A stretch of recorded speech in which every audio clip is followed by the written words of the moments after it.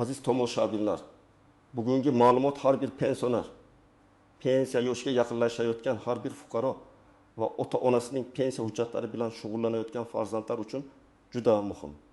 Gap pensiya guvohnomasi bekor qilinayotgani, endi pensiya olish, imtiyozlardan foydalanish va o'z maqomingizni tasdiqlash tartibida nimalar o'zgarishi haqida ketmoqda. Men bugun bu masalani oddiy tilda, lekin huquqiy va amaliy tomondan batafsil tushuntirib beraman. Videoni oxirigacha ko'ring, chunki ayrim pensionerlar aynamayda ko'rilgan xatolar sabab imtiyozlardan foydalana olmay qolishi, navbatlarda ovora bo'lishi yoki hujjatni qayta rasmiylashtirishga majbur bo'lishi mumkin. Hozirning o'zida kanalga obuna bo'ling, videoga like bosing va yaqinlaringizga ham yuboring, chunki bu xabar ko'pchilikka kerak bo'ladi. Avval qanday edi? Ko'p yillar davomida pensioner deganda odamlarning ko'z oldiga alohida qog'oz yoki plastik ko'rinishdagi pensiya guvohnomasi kelardi. Pensioner shifoxonaga borsa, transportda imtiyoz so'rasa, sanatoriy yo'llanmasi, kommunal to'lov bo'yicha chegirma, dorixona yoki ijtimoiy yordam bilan bog'liq masalada murojaat qilsa, ko'pincha pensiya guvohnomangiz bormi degan savol berilardi. Ya'ni guvohnoma odamning pensiya olayotganini tasdiqlovchi asosiy hujjatlardan biri sifatida ishlatilgan. Endi esa davlat xizmatlari bosqichma-bosqich raqamlashtirilayotgani sababli pensiya ma'lumotlari ham elektron bazalar orqali tekshiriladigan tizimga o'tmoqda. Bu nimani anglatadi? Bu shuni anglatadiki, pensionerning maqomi, pensiya turi tayinlangan sana, to'lov holati va boshqa asosiy ma'lumotlar endi alohida guvohnomaga qaram bo'lib qolmasligi kerak. Mas'ul idora yoki tashkilot bu ma'lumotni elektron tizim orqali ko'rishi. Fuqaro esa o'zini pasport yoki ID karta orqali tasdiqlashi mumkin bo'ladi. Lekin mana shu joyda eng katta savol tug'iladi. Agar pensiya guvohnomasi bekor qilinsa, pensioner nima bilan o'z huquqini tasdiqlaydi? Eski guvohnomalar o'tmay qoladimi? Pensiya pulini olish to'xtab qolmaydimi? Bank kartaga tushadigan pensiyaga ta'sir qiladimi? Imtiyozlar yo'qoladimi? Men bugun aynan shu savollarga tartib bilan javob beraman. Eng avvalo bitta narsani aniq tushunib olaylik. Pensiya guvohnomasi bekor qilinishi pensiyaning o'zi bekor qilinadi degani emas. Bu ikki tushuncha mutlaqo boshqa. Pensiya bu fuqaroning qonuniy ijtimoiy ta'minot huquqi. Guvohnoma esa shu huquqni tasdiqlash uchun ishlatilgan hujjat shakli o'zgarishi mumkin, lekin fuqaroning pensiya olish huquqi agar qonuniy asosda tayinlangan bo'lsa yo'qolib qolmaydi. Birinchi navbatda hozir pensiya olayotgan odamlar xotirjam bo'lishi kerak. Agar sizga yoshga doir pensiya, nogironlik pensiyasi yoki boquvchisini yo'qotganlik pensiyasi tayinlangan bo'lsa, guvohnoma tartibidagi o'zgarish sabab pensiyangiz avtomatik to'xtab qolmaydi. Pensiya to'lovi alohida tizim orqali yuritiladi. Oylik pensiya bank kartangizga tushayotgan bo'lsa, u guvohnoma bor yo'qligiga emas, pensiya ishingizdagi ma'lumotlarga, yashash holatingizga, qayta hisoblash natijalariga va boshqa qonuniy omillarga bog'liq. Masalan, oltin takshi yoshli Matluba opa har oy 20 million 2 ming so'm pensiya oladi. U eski pensiya guvohnomasini uyida saqlab kelgan, lekin oxirgi yillarda undan deyarli foydalanmagan, chunki pul kartaga tushadi. Agar guvohnoma berish tartibi bekor qilinsa yoki elektron tasdiqlash tizimiga o'tilsa, Matluba opaning pensiyasi o'z-o'zidan to'xtamaydi. U odatdagidek kartasiga pul olaveradi. Faqat u biror joyda pensionerligini tasdiqlash kerak bo'lsa, pasporti yoki ID kartasi orqali tekshirtirishi mumkin bo'ladi. Ikkinchi misol. 52 yoshli Rustam aka jamoat transportida yoki ayrim xizmatlardan foydalanishda pensioner sifatida imtiyoz talab qilishi mumkin. Ilgari haydovchi yoki tashkilot xodimi undan guvohnoma so'ragan bo'lishi mumkin. Yangi tartibda esa masala shunday bo'lishi kerakki, tashkilot fuqaroning shaxsini aniqlaydi va kerakli bazadan uning pensioner ekanini tekshiradi. Ammo amalda hamma joyda tizim bir kunda ideal ishlab ketmaydi.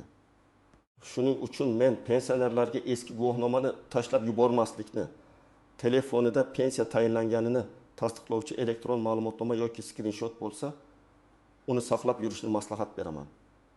Uchinchi misol. Nogironlik pensiyasi olayotgan fuqaro bor. Uning holatida faqat pensiya guvohnomasi emas, nogironlik guruhi, tibbiy ijtimoiy ekspertiza xulosasi, imtiyozlar muddati va qayta ko'rik sanasi ham muhim.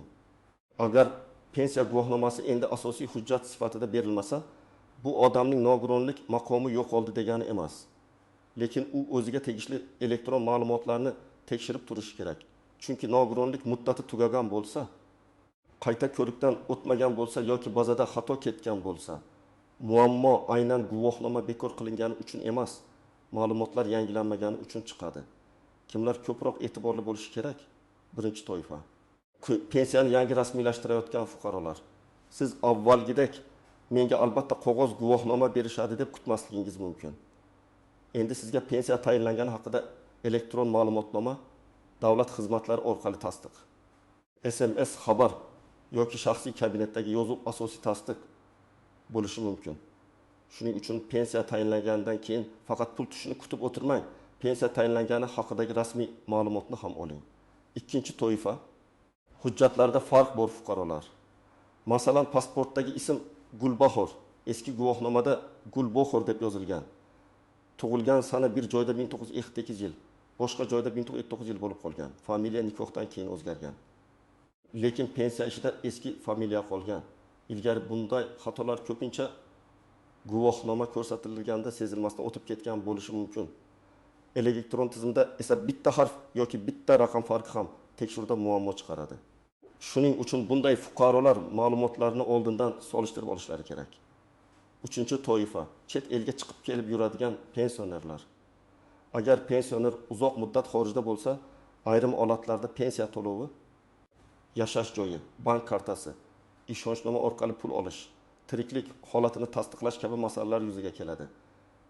Guvohnomaning elektronlashuvi bu jarayonlarni qulaylashtirishi mumkin, lekin hujjatlar to'g'ri bo'lmasa, aksincha qiyinchilik ham tug'diradi.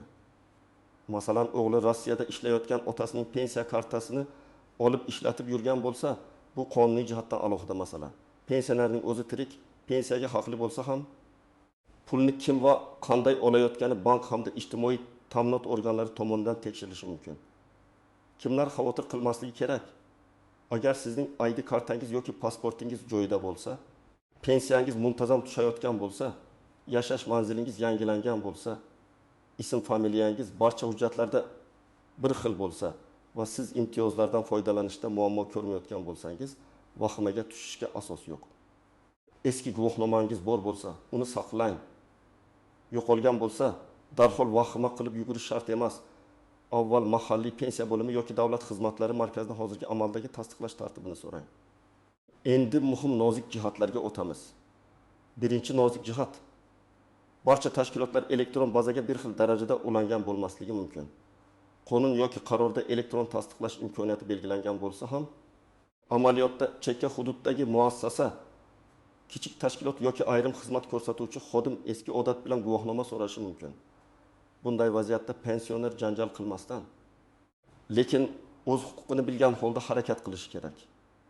Siz men pensionerligimni ID karta orqali tekshirtirish mumkin. Ma'lumot elektron bazada bo'lishi kerak deb tushuntirishingiz mumkin. Agar ular baribir rad etsa, yozma asos so'rash kerak. Ikkinchi nozik jihat, pensiya guvohnomasi bekor qilinishi imtiyozlar bekor qilindi degani emas. Juda ko'p odamlar guvohnoma yo'q bo'lsa, demak bepul xizmat ham yo'q, chegirma ham yo'q deb o'ylab qoladi. Aslida imtiyozlar alohida qonun, qaror yoki mahalliy tartiblar bilan belgilanadi. Guvohnoma esa faqat tasdiqlovchi vosita bo'lgan. Masalan, bir pensioner kommunal to'lov bo'yicha kompensatsiya olishga haqli bo'lsa, bu huquq guvohnoma shakli o'zgargani bilan yo'qolmaydi. Ammo kompensatsiyani olish uchun uning ma'lumotlari to'g'ri bazada aks etishi kerak. Uchinchi nozik jihat, eski guvohnomani tashlab yubormang. Men buni alohida ta'kidlayman. Hujjat rasmiysi eski bo'lib qolsa ham, unda sizning pensiya tayinlangan sanangiz, pensiya turi yoki boshqa tarixiy ma'lumot bo'lishi mumkin. Ba'zan arxivdan ma'lumot topilmaganda eski hujjatlar ishni tezlashtiradi. Masalan, bir fuqaro 25 yil oldin pensiyaga chiqqan, keyin hujjatlari boshqa tumanga ko'chgan, ba'zida esa eski ish staji to'liq ko'rinmay qolgan. Shunda eski guvohnoma pensiya daftarchasi, buyruq nusxasi yoki ma'lumotnoma yordam beradi. Shuning uchun eski guvohnoma endi kerak emas degan gapni uni yo'q qiling deb tushunmaslik kerak. To'rtinchi nozik jihat, elektron ma'lumotda xato bo'lsa, uni vaqtida tuzatish kerak. Masalan, pensionerning pensiya turi noto'g'ri ko'rsatilgan, bank hisob raqami eski, yashash manzili boshqa tuman, telefon raqami yangilanmagan bo'lishi mumkin. Bular oddiy ko'ringani bilan keyinchalik qayta hisoblash, qo'shimcha to'lov, kompensatsiya, sanatoriy yo'llanmasi yoki ijtimoiy yordam olishda muammo beradi. Men amaliyotda ko'p ko'rganman odam. Men o'tgan yil ishlaganman. Nega pensiyam kam deb keladi. Tekshirilganda ish stajining bir qismi tizimga to'liq kirmagan bo'ladi. Shuning uchun guvohnoma masalasi bahonasida har bir pensioner o'z pensiya ma'lumotini tekshirtirib olsa, bu foydadan xoli bo'lmaydi. 5-nozik jihat. Ishonchnoma orqali pensiya olish masalasi. Ayrim keksa odamlar yurishga qiynaladi. Bank yoki idoraga bora olmaydi. Ularning farzandi, qarindoshi yoki qo'shnisi ishonchnoma asosida pensiya bilan bog'liq ishlarni bajaradi. Elektron tizimga o'tish ishonchnoma talablarini bekor qilmaydi. Agar pensionerning nomidan boshqa odam murojaat qilsa, uning vakolatini tasdiqlovchi hujjat baribir kerak bo'ladi. Guvohnoma yo'q ekan, men onamning ID kartasini olib borib, hammasini hal qilaman deb o'ylash noto'g'ri. Shaxsiy ma'lumotlar himoyalangan, pensiya ma'lumotlari esa oddiy tanishga berilmaydi. 6-nozik jihat pensiya yoshiga yetgan. Lekin hali pensiya rasmiylashtirmagan odamlar. Ba'zi fuqarolar men yoshga yetdim, demak avtomatik pensionerman deb o'ylaydi. Yo'q, pensiya olish uchun murojaat qilish zarur hujjatlar asosida tayinlash jarayoni bo'ladi. Elektron tizim yordam berishi mumkin. Ayrim ma'lumotlar avtomatik olinishi mumkin. Lekin fuqaroning arizasi, shaxsiy ma'lumotlari va huquqiy asoslari baribir tekshiriladi. Shuning uchun pensiya yoshiga yaqinlashayotganlar kamida bir necha oy oldin ish staji, mehnat daftarchasi, arxiv ma'lumotlari, ish haqqi haqidagi ma'lumotlar, harbiy xizmat, bola parvarishi davrlari bo'yicha hujjatlarni tartibga keltirishi kerak. 7-nozik jihat. Bank kartasi va pensiya guvohnomasi bir narsa emas. Ayrim odamlar kartani pensiya guvohnomasi o'rnida ko'rsatmoqchi bo'ladi. Bank kartasi pul olish vositasi, u sizning pensioner ekaningizni har doim ham huquqiy tasdiqlamaydi. Kartada pensiya tushayotgani ko'rinishi mumkin, lekin tashkilot sizdan rasmiy tasdiq so'rashi mumkin. Shuning uchun ID karta, elektron ma'lumotnoma yoki davlat xizmati orqali olingan tasdiq muhimroq. 8-nozik jihat, firibgarlardan ehtiyot bo'ling. Har safar pensiya yoki ijtimoiy to'lovlar bo'yicha yangilik chiqsa, ayrim firibgarlar guvohnomangiz bekor bo'libdi, pulingiz to'xtab qolmasligi uchun bizga pasport nusxasini yuboring. Kartangizni qayta ulash kerak, kodni ayting. Yangi guvohni chiqaramiz. Oldindan to'lov qiling deb odamlarni aldaydi. Men qat'iy aytaman, hech kimga telefon orqali bank kartangiz kodini, SMS tasdiqlash raqamini, PIN kodni, pasportingizning to'liq nusxasini va shaxsiy ma'lumotlaringizni yubormang. Rasmiy masalalar faqat vakolatli idora, davlat xizmatlari markazi, rasmiy portal yoki bankning o'z filialida hal qilinadi. Endi aniq nima qilish kerak? Men har bir pensionerga yoki pensionerning farzandiga quyidagi tartibda harakat qilishni maslahat beraman. Birinchi qadam, shaxsni tasdiqlovchi hujjatlarni tekshiring. Pasport yoki ID karta amal qilish muddati o'tmagan bo'lsin. Ism, familiya, otasining ismi, tug'ilgan sana va JSSSHIR raqami aniq bo'lsin. Agar hujjatda xato bo'lsa, avval shu xatoni tuzatish kerak, chunki barcha elektron tekshiruvlar aynan shaxsiy identifikatsiya raqamiga bog'lanadi. Ikkinchi qadam, pensiya ma'lumotlaringizni tekshirtiring. Buning uchun yashash joyingizdagi pensiya bo'limiga, davlat xizmatlari markaziga yoki rasmiy elektron xizmatlar orqali murojaat qilishingiz mumkin. Siz menga pensiya tayinlanganligi, pensiya turi, miqdori va to'lov holati bo'yicha ma'lumot kerak deb so'raysiz. Agar elektron ma'lumotnoma berilsa, uni telefoningizga saqlab qo'ying, imkon bo'lsa qog'ozga chiqarib ham oling. Bu qog'oz doimiy guvohnoma o'rnini bosmasligi mumkin, lekin amaliy vaziyatda yordam beradi. Uchinchi qadam, eski pensiya guvohnomangizni saqlang. Uni uyda boshqa muhim hujjatlar bilan bir joyga qo'ying. Nam bo'lib qolmasin, yirtilmasin, yo'qolmasin. Agar guvohnoma yo'qolgan bo'lsa, avval mas'ul idoradan hozirgi tartibda dublikat beriladimi yoki elektron tasdiq yetarlimi? Shuni aniqlang. Har bir hududda amaliy tartib biroz farq qilishi mumkin. Shuning uchun eshitgan gapga emas, rasmiy javobga tayaning. 4-qadam, hujjatlardagi farqlarni bartaraf eting.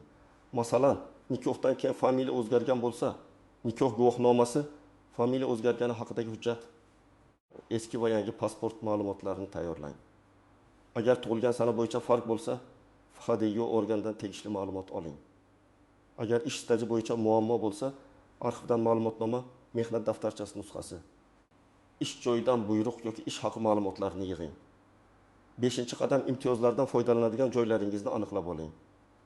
Siz transport, tibbiyot, dorixona, sanatoriy, kommunal to'lov, soliq, ijtimoiy yordam yoki boshqa xizmatlarda pensioner sifatida imtiyoz olsangiz, endi u yerda qanday hujjat so'ralishini oldindan biling. Masalan, shifoxonaga borishdan oldin registraturadan telefon orqali pensioner maqomini ID karta orqali tekshirasizlarmi yoki qo'shimcha ma'lumotnoma kerakmi deb so'rash mumkin. Bu sizni navbatda ortiqcha asabiylashishdan saqlaydi. 6-qadam. Rad javobi bo'lsa, og'zaki gap bilan cheklanib qolmang. Agar siz qonuniy imtiyozga haqli bo'lsangiz, lekin tashkilot guvohnoma yo'q, xizmat ko'rsatmaymiz desa, ulardan yozma tushuntirish so'rang. Ko'p hollarda yozma javob so'ralganda masala jiddiy ko'rib chiqiladi. Agar haqiqatdan ham huquqingiz buzilsa, yuqori tashkilotga, davlat xizmatlari markaziga, tegishli vazirlik yoki idoraning ishonch telefoniga murojaat qilishingiz mumkin. 7-qadam. Telefon va bank xavfsizligini kuchaytiring. Pensiya kartangizga bog'langan telefon raqami o'zingizniki bo'lsin. SMS kodlarini hech kimga bermang. Agar kimdir qo'ng'iroq qilib, pensiya guvohnomasi bekor bo'ldi, kartangiz bloklanadi desa, gapni darhol to'xtating va bankning rasmiy raqamiga o'zingiz qo'ng'iroq qiling. Pensionerlar ko'pincha ishonuvchan bo'ladi. Firibgarlar esa aynan shundan foydalanadi. 8-qadam. Farzandlar ota-onasiga yordam bersin, lekin hamma narsa ularning nomidan yashirincha qilmasin. Ota-onangizning pensiya hujjatlarini tartibga keltirish yaxshi ish, lekin shaxsiy ma'lumot, bank kartasi, ishonchnoma va arizalar qonuniy rasmiylashtirilishi kerak. Agar ota-onangiz yura olmasa, notarial ishonchnoma yoki vakillik tartibini to'g'ri qiling. Keyinchalik meros, bank, pensiya yoki ijtimoiy yordam masalalarida tushunmovchilik chiqmasligi uchun hammasi ochiq va hujjatli bo'lsin. 9-qadam. Pensiya miqdorini ham bir marta tekshirtirib oling. Guvohnoma bekor qilinish haqidagi yangilikdan foydalanib, o'zingizga savol bering. Mening pensiyam to'g'ri hisoblanganmi? Ish stajim to'liq kiritilganmi? Qo'shimcha huquqlarim bormi? Masalan, ayrim odamlar zararli ish sharoitida ishlagan, lekin bu davr pensiya ishida to'g'ri aks etmagan bo'lishi mumkin. Ayrim ayollarda bola parvarishi davri, ayrim erkaklarda harbiy xizmat. Ayrim fuqarolarda uzoq yillik ish staji bo'yicha ma'lumotlar to'liq kiritilmagan bo'lishi mumkin. Albatta, har bir holat alohida tekshiriladi, lekin tekshirtirishning zarari yo'q. 10-qadam. Rasmiy manbalarni kuzating. Pensiya va ijtimoiy ta'minot bo'yicha tartiblar o'zgarib turadi. Biror xabarni eshitsangiz, darhol vahima qilmang. Rasmiy idoralar e'lonini, davlat xizmatlari portalidagi ma'lumotni, pensiya jamg'armasi yoki mas'ul vazirlik izohini tekshiring. Mahalladagi gap, Telegramdagi noma'lum audio yoki tanishning shunday deyishdi degan so'zi huquqiy asos bo'la olmaydi. Xulosa qilib aytaman. Pensiya guvohnomasi bekor qilinishi yoki uning o'rniga elektron tasdiqlash tizimi joriy etilishi pensiyaning o'zi bekor bo'ladi degani emas. Sizning asosiy huquqingiz pensiya tayinlanganligi va qonuniy ma'lumotlar bazasida qayd etilganligi bilan bog'liq. Lekin bu o'zgarish har bir pensionerdan hujjatlarni tartibga keltirishni, shaxsiy ma'lumotlarni tekshirishni va firibgarlardan ehtiyot bo'lishni talab qiladi. Men tavsiya qiladigan eng muhim ishlar shular. Pasport yoki ID kartani tekshiring. Pensiya ma'lumotlaringizni aniqlashtiring. Eski guvohnomani saqlang. Elektron ma'lumotnomani olib qo'ying.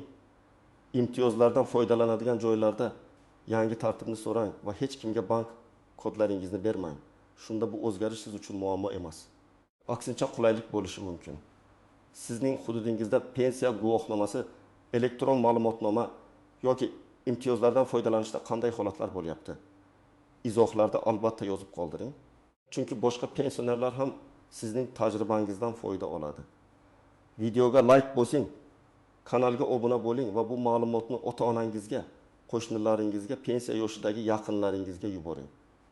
Keyingi videolarda men pensiya miqdorini qayta hisoblatish, ish stajini tiklash va imtiyozlarni to'g'ri olish bo'yicha yana muhim mavzularni tushuntirib beraman.